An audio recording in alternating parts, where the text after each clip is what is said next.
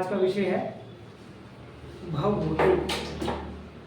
भवभूति का हमारे संस्कृत साहित्य में क्या स्थान है, उनके स्थान के विषय में एक पंक्ति हमें सुनने को मिलती है, उत्तरे रामचरिते भवभूतिर विशिष्यते। एक प्रतिभाशाली कवि जो हैं वो भवभूति हुए हैं। न केवल वो एक प्रतिभाशाली कवि थे, बल्कि उनको उनके ग्रंथों में भी ये वर्णन आया कि उनको सांख्य का, योग का, उपनिषद का, मीमांसा का, ऐसी कई विद्याओं का ज्ञान था। तो एक विद्वान कवि के रूप में हम भवभूति को जान सकते हैं। भवभूति के परिचय के विषय में अंधेरा नहीं है। भवभूति ने अपना परिचय जो है वो पर्याप्त मात्राओं में शास्त्रों में वर्णित किया है, कालिदास की तरह नहीं है।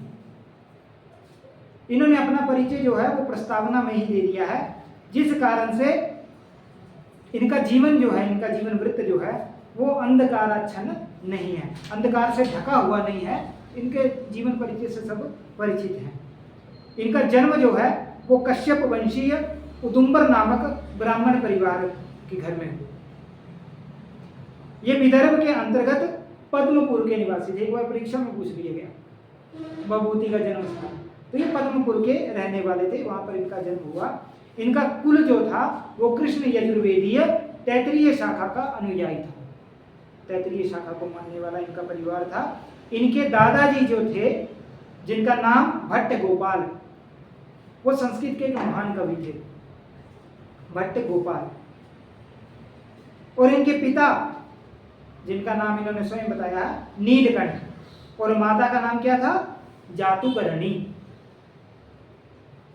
जिसका वर्णन इन्होंने उत्तर रामचरितम में किया है, महावीर चरितम में किया है। अस्ति दक्षिणापते विदर्भेषु पद्मपुर नाम नगरम तत्र केचित् तैतरीयानि इत्यादि पूरा ये लंबे एक वर्णन है। वहाँ पे इन्होंने अपना पूरा जो जीवन वृत्त है और अपना परिवार इत्यादि पूरे कुल का वर्णन किया है। ऐसा माना जाता है कि इनका वास्तविक नाम जो था वो श्रीकंठ था और भवभूति इनकी उपाधि थी। क्या नाम था इनका? श्रीकंठ। स्वयं कवि ने भी अपने कई वर्णनों में अपना नाम श्रीकंठ होने का संकेत दिया है कि मेरा नाम श्रीकंठ है, ऐसा संकेत प्राप्त होते हैं, जो कि मालती माधव में भी वर्णित किया गया है। इनके गुरु का नाम ज्ञान निधि था। भवभूति के गुरु का नाम ज्ञान निधि था। और गिरिजायाः स्तनौ वंदे भवभूति सिताननो इत्यादि जो इनकी इस वर्णन से पता लगता है कि इनको भवभूति की उपाधि जो थी वो दी गई थी। मालती माधव के टीकाकार हुए हैं जगतधर। उनके अनुसार इनका नाम जो था वो श्री नीलकंठ था। अब पहले वर्णन आया कि उनका नाम श्रीकंठ था, लेकिन इसके टीकाकार कह रहे हैं कि इनका नाम क्या था, श्री नीलकंठ। नामना श्रीकंठ प्रसिद्धया भवभूति इत्यर्थः। इस संबंध में एक अन्य महत्वपूर्ण प्रश्न ये हमारे सामने उत्पन्न होता है कि कुछ लोग मानते हैं कि भवभूति ही उम्बेकाचार्य थे। कुछ लोगों ने माना कि यही उम्बेकाचार्य थे। क्योंकि ऐसा क्यों मानते हैं? क्योंकि मालती माधव की एक हस्तलेख की तृतीय अंक की जो पुष्पिका है, अंत में होती पुष्पिका, उस पुष्पिका में लेखक का नाम जो लिखा है वो उम्बेक लिखा हुआ। तो इसलिए मालती माधव तो इनकी कृति है, तो उसकी पुष्पिका में जो लेखक का नाम दिया वो उम्बेक दिया। तो इसलिए कुछ कहते हैं कि यही उम्बेक थे। अब यदि हम उम्बेक के विषय में जाने तो उम्बेक कौन थे? तो मीमांसा शास्त्र के एक प्रसिद्ध विद्वान हुए हैं जो कुमारिल भट्ट के शिष्य थे। कुमारिल भट्ट का नाम सुना होगा आपने। तो कुमारिल भट्ट के शिष्य कौन थे? उम्बेक। और लोग कहते हैं कि भवभूति ही उम्बेक थे। लेकिन कुछ ऐसे विद्वान भी हुए जो कहते हैं कि उम्बेक अलग थे, भवभूति अलग थे। उम्बेक जो थे वो मीमांसा शास्त्र के विद्वान थे और भवभूति तो अलंकार शास्त्र और हमारे साहित्य के एक प्रतिष्ठित विद्वान रहे हैं। तो ऐसा कुछ हल्का सा मतभेद है इनके नाम के विषय में। भवभूति ने लिखा है कि उन्होंने अपना जीवन परिचय तो लिख दिया, लेकिन समय के बारे में ज़्यादा स्पष्ट नहीं लिखा है। पिता का नाम, माता का नाम, गुरु का नाम, दादा का नाम, सबका जन्म स्थान भी बता दिया, लेकिन समय नहीं बताया। तो एक वर्णन प्राप्त होता है कि वो अपने नाटक में कहते हैं कि कालप्रिय नाथ का उत्सव, जब कालप्रिय नाथ का उत्सव चल रहा था तब उन्होंने ये ग्रंथ लिखा, ऐसा एक वर्णन आया है। तो विद्वानों ने कालप्रिय नाथ का अर्थ जो है वो मालवा स्थित उज्जैन महाकाल किया, कि कालप्रिय नाथ वही हैं उज्जैन के महाकाल। तो उससे थोड़ा सा समय जोड़ने का प्रयास किया है। भवभूति के नाटकों की प्रस्तावना में चूंकि समय तो निर्दिष्ट नहीं है, इसलिए उनका काल जो है वो विवादास्पद हो गया। लेकिन इनका प्रथम वर्णन हम देखें कि कब आया, हम टाइम कब निकालते हैं कि उसके बाद किसने सबसे पहले इनका नाम लिया। तो वागपति राज ने गौड़ बाहु भी बोलते हैं, गौड़ बाहु भी बोलते हैं, उनकी कृति में भवभूति का नाम है। एक तो ये हमें एक तर्क मिल गया। दूसरा है कि एक वर्णन आता है कि भवभूति अपने जीवन के अंतिम क्षण जो है वो यशोवर्मा के आश्रित हो जाते हैं। यशोवर्मा जो राजा थे उनके समय में भवभूति ने अपना अंतिम समय जो है काटा। अब यशोवर्मा के बारे में जानना पड़ेगा कि वो कौन थे। तो राजतरंगिणी में लिखा है कि यशोवर्मा की सभा में, अब इसका वर्णन एक और जगह भी मिल जाता है। राजतरंगिणी एक अद्भुत इतिहास का ग्रंथ है, संस्कृत में है। वो कहता है कि यशोवर्मा की सभा में भवभूति जैसे कई कवि थे। तो एक हमें ये भी मिल गया कि भवभूति यशोवर्मा के समकालीन थे। राजतरंगिणी में जो वर्णन आया वो कहते हैं कि कबीर वागपति राज श्री भवभूत्यादि सेवितः, ये राजतरंगिणी में वर्णन है। अब वामन के काव्य अलंकार में भी भवभूति का एक पद्य जो है वो उद्धृत है। अब इसे स्पष्ट होना कि वामन के पहले ही रहे हैं, राजतरंगिणी से भी पहले रहे हैं, यशोधर्मा के कुछ समकालीन रहे हैं। तो वहां पर काव्य अलंकार सूत्र वृत्ति जो वामन की ग्रंथ है उसमें लिखा है। वामन का समय अगर हम जाने तो वामन का समय जो है वो 8वीं शताब्दी का उत्तरार्ध है, ये 9वीं का आरंभ, 8वीं का उत्तरार्ध या 9वीं का आरंभ, लगभग ये समय वामन का बैठता है। इसलिए वामन से पहले होंगे क्योंकि वामन वर्णन कर रहा है। तो हम ये मान सकते हैं कि भवभूति का समय जो है वो 7वीं का अंतिम चरण होगा या 8वीं का प्रथम चरण होगा। 8वीं के आरंभ में होंगे तब वामन वर्णन कर रहा है ना, वामन तो एंड का है, 8वीं के अंतिम का।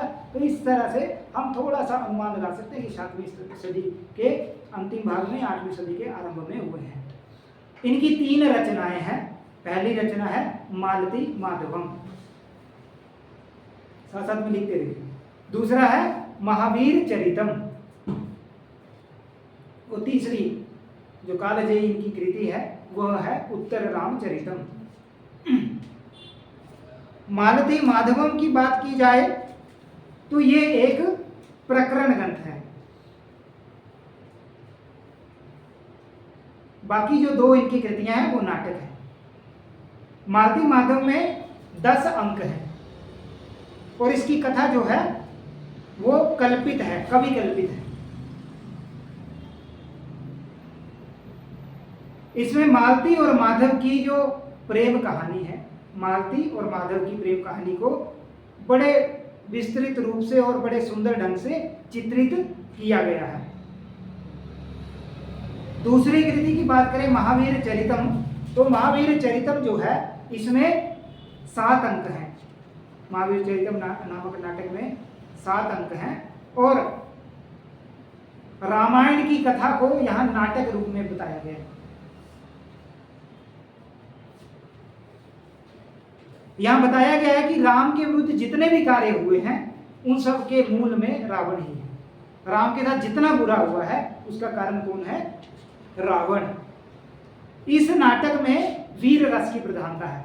किस नाटक में? महावीर चरितम। अब अग्रिम बात करते हैं हम उत्तर रामचरितम की। यद्यपि आगे विस्तृत रूप से भी बात करेंगे हम उत्तर रामचरितम की। तो उत्तर रामचरितम जो है वो इनका सर्वश्रेष्ठ रचना है इसमें सीता के निर्वासन की एक करुण कथा जो है वो वर्णित है। तो इस सप्तांग नाटक में, सप्तांग रूपक में, राम के वनगमन के बाद राजगद्दी की प्राप्ति, सीता का निर्वासन और सीता मिलन, इतनी कहानी जो है वो इस उत्तर रामचरितम में वर्णित है। इसलिए उत्तर शब्द है ना, बाद का रामायण जो है, बाद का राम का चरित्र जो है वो यहाँ पे वर्णन किया गया है। तो इसलिए बहुत सुंदर ढंग से यहाँ पे वर्णन हमें प्राप्त होते हैं। उत्तर रामचरितम की कथा की बात करें तो आरंभ कहाँ से होता है? तो आरंभ में चित्र दर्शन से आरंभ होता है। आपको पुरानी कथा बड़ी सुंदर तरीके से कवि जो है वो राम का जो भी रामायण की कथा है उसको चित्र माध्यम से राम, सीता और लक्ष्मण देख रहे हैं।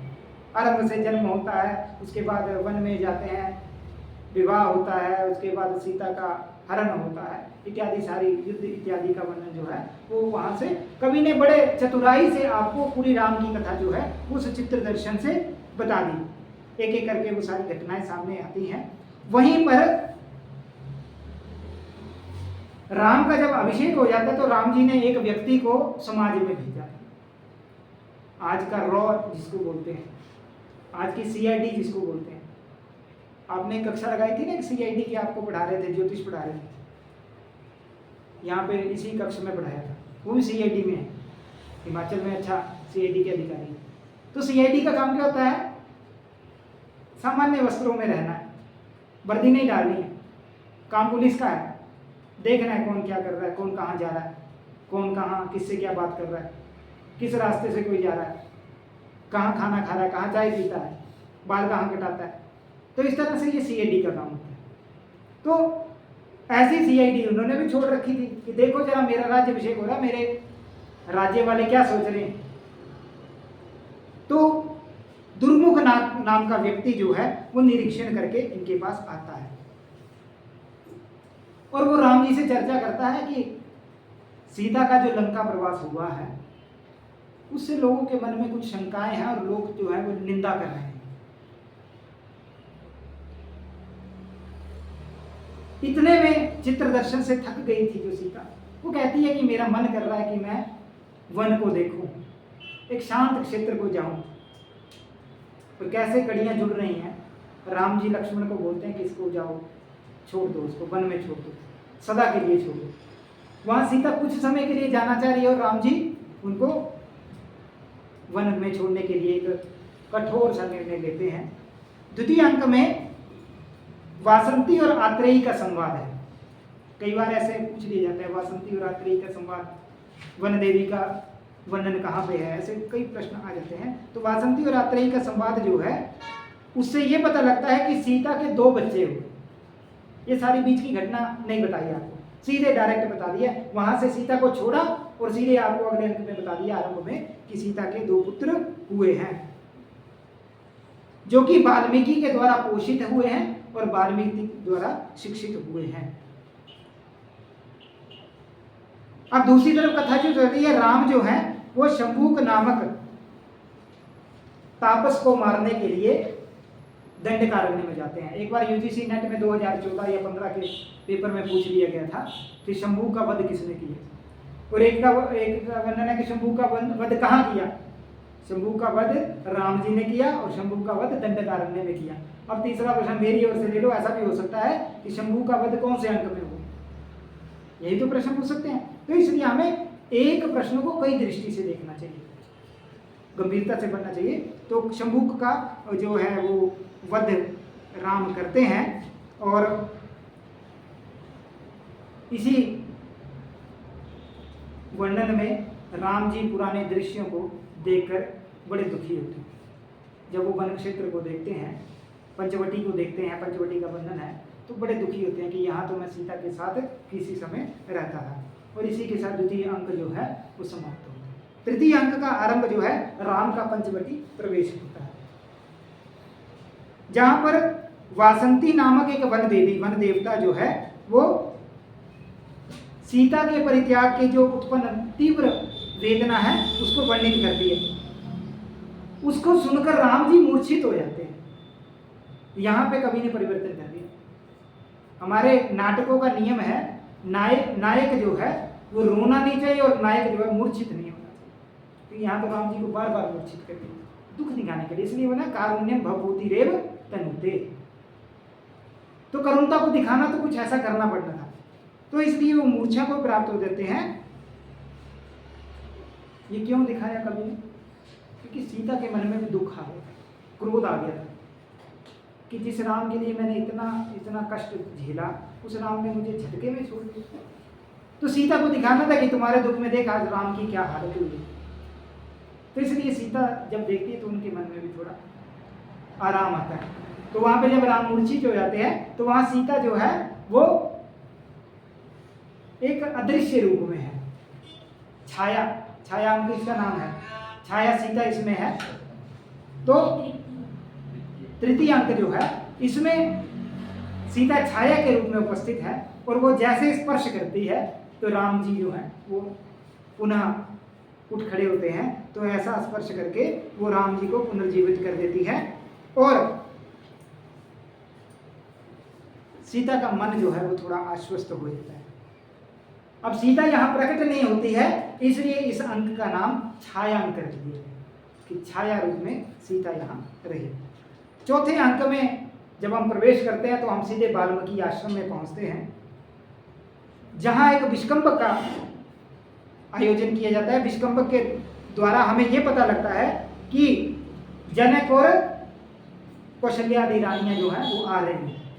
एक विष्कंभक से आपको आते हुए नहीं दिखाएंगे, वो एक स्टोरी जैसी बता दी कि वो आ रहे हैं, और वो जो समय होता है वो बड़ा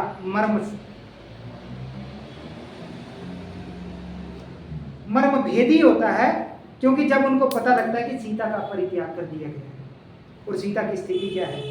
इस अंक के अंत में राम के अश्वमेध का घोड़ा जो है उसको लव कुश द्वारा पकड़ने की घटना का वर्णन किया गया है। पंचम अंक की बात करें तो चंद्रकेतु और लव के बीच भीषण युद्ध होता है। मूल कथा में किसका युद्ध हुआ था? राम जी का। यहाँ परिवर्तन कर दिया गया, नायक से नहीं लड़ाया गया। तो यहाँ चंद्रकेतु से लव का भीषण युद्ध होता है, और यहाँ पे वीर रस अद्भुत रूप से दिखाया गया। मूल रूप से तो यहाँ अंगी रस कौन सा है? करुण रस, लेकिन यहाँ वीर रस को दर्शाया गया है। षष्ठ अंक में, अगले अंक में विद्याधर और विद्याधरी के युद्ध की विविध लीलाओं का वर्णन प्राप्त होता है, जिनका युद्ध राम जी के आने से शांत हो जाता है। कुश के आगमन पर राम जो है वो कुछ आकृति की समानता देखते हैं। राम को, अपने बेटे को तो पहचान नहीं सकते थे ना, तो वो कुछ समता देखने लगते हैं और उन्हें दुख होने लगता है। इतने में षष्ठ अंक जो है वो समाप्त हो जाता है। सप्तम अंक की बात करें तो इसके इस अंक का नाम है गर्भांक। प्रजा के सामने एक नाटक खेला जाता है, जिसमें गंगा तथा पृथ्वी देवी सीता को निर्दोष सिद्ध करके रामचंद्र को अर्पण करती है। यह बता दिया गया कि सीता जो थी, कि लोग तो कुछ भी बोल सकते हैं, लोग तो ये भी बोल सकते हैं कि पहले वहां रही तब भी शंका थी, अब राम जी ने छोड़ा तब कहाँ रही। तो उस नाटक, उस गर्भांक में बता दिया गया कि सीता जो है वो गंगा देवी ने सुरक्षित रखा है, पृथ्वी माता ने उसे सुरक्षित रखा है, और अंत में उस नाटक में वो राम को स्वीकार कर दी जाती है, प्रदान कर दी जाती है। जिम्बकास्त्र की प्राप्ति जो है लव कुश को हुई थी, जिस कारण से लव कुश को भी पहचान लिया जाता है, और इस तरह से सारे नाटक का अंत जो है वो सुखांत होता है। रामायण में ऐसा हुआ था क्या? रामायण में तो सीता पुनः, जब राम जी को सामने फिर वो स्थिति आ जाती है तो सीता जो है वो भूमि में समाती, तो वहां दुखांत था। आपने कल वाली कथा में भी देखा होगा कि वहां भी सुखांत किया और यहाँ भी सुखांत किया। सुख से अंत होना चाहिए, हैप्पी एंडिंग्स जिसको बोलते हैं। तेरे नाम की तरह बैड एंडिंग नहीं होनी चाहिए फिल्म की। फिल्म जो है अंत में तो कुछ अच्छा हो जाना चाहिए, दुख नहीं दिखना चाहिए। अभी कश्मीर फाइल्स आई थी, अंत तक दुख रहा, क्योंकि उन लोगों को सॉल्यूशन नहीं मिला अब तक। तो लेकिन नाट्य का नियम क्या है कि अंत में सुख, अंत में सब कुछ अच्छा होना चाहिए। तो इसकी कुछ विशेषताएं की बात करें तो इसमें एक छाया अंक है जो अन्यत्र सामान्यतः नहीं दिखता है। उसमें क्या दिखाया गया कि एक और राम जो है, जो सब परिचित वन क्षेत्र को जब देखते हैं तो विलाप करते हैं, बड़े रोते हैं स्मरण करते हुए। और वहीं उनको देखती है कौन? सीता, जो राम जी को नहीं दिख रही। इससे कवि ने दो काम कर दिए। एक तो राम को सीता का स्मरण दिलवाया, और दूसरा सीता के मन में जो क्षोभ था उसको कम करने का भी प्रयास किया। तो इसलिए राम उनको नहीं देख पाते हैं। करुण रस जितना इस अंक में है वैसा किसी ग्रंथ में उपलब्ध नहीं होता है। क्यों? क्योंकि अपि ग्रावारोदिति दलति वज्रस्य हृदयम्। कवि ने तो पत्थरों को भी रुला दिया। कवि ने बोला कि इतना दुख है, राम जी का इतना दुख है कि पत्थर भी रो रहे हैं। मतलब कवि ने अति कर दी। पुटपाकपति काशो रामस्य करुणो रसः। मतलब अंदर ही अंदर इतनी आग हो चुकी है कि वो फटने को तैयार है। इतना विलाप हो गया, और इस कारण से राम जी को उन्होंने रुलाया, राम जी को रोता हुआ दिखाया। तो उत्तर रामचरितम का आधार यदि देखें तो वो उत्तरकांड जो है, रामायण का उत्तरकांड है। लेकिन कवि ने कुछ मौलिक परिवर्तन किए हैं। एक तो दुखांत नहीं बनाया अपने नाट्य को, सुखांत बनाया। क्योंकि वहां पर क्या हुआ था कि सीता जो है वो पाताल गमन करती है, यहां पे सुख रूप से मिल जाते हैं। इसके अतिरिक्त कुछ अन्य घटनाएं भी हैं जो मोटे तौर पर मैं बताता हूं। सबसे पहले प्रथम अंक में चित्र दर्शन, फिर द्वितीय अंक में राम का पुनः दंडकारण्य में आना, वन देवता से भेंट, ये वहां मूल में नहीं हुआ। दंडकारण्य में तीसरे अंक में छाया सीता की सत्ता, वहां कोई छाया सीता नहीं थी। सातवां अंक गर्भांक। ये सारी योजना जो है कवि की व्यक्तिगत योजना है। तो इस तरह से इसीलिए लोग जो कहते हैं कि ये एक गीति काव्य है, ये एक लिरिक्स ड्रामा है, ये कोई सामान्य ग्रंथ नहीं है। तो इस लिरिक्स ड्रामा के विषय में लोगों ने अद्भुत वर्णन किया है। लोग कहते हैं कि कालिदास के बाद यदि कोई सर्वोच्च कवि आए हैं तो वो भगवती है। कुछ ने तो यहाँ तक कह दिया कि कालिदास से और ज़्यादा आगे थी। इसका करुण का वर्णन इतना अद्भुत तो कालिदास भी नहीं कर पाए। और कहते हैं कि ये विशुद्ध नाटक नहीं है, वो विशुद्ध नाटककार नहीं थे, वो तो लिरिक्स ड्रामा लिखने वाले थे, जिसको आज की भाषा में अंग्रेजी में लिरिक्स, गीति, नाट्यर्थ, ऐसे नाट्य जिनको गाया जा सकता है, ऐसी रचनाएं करने वाले थे। और उनका कला पक्ष बहुत सुंदर था, कला पक्ष सुंदर था, लेकिन वो कला के मोह में नहीं फंसते थे।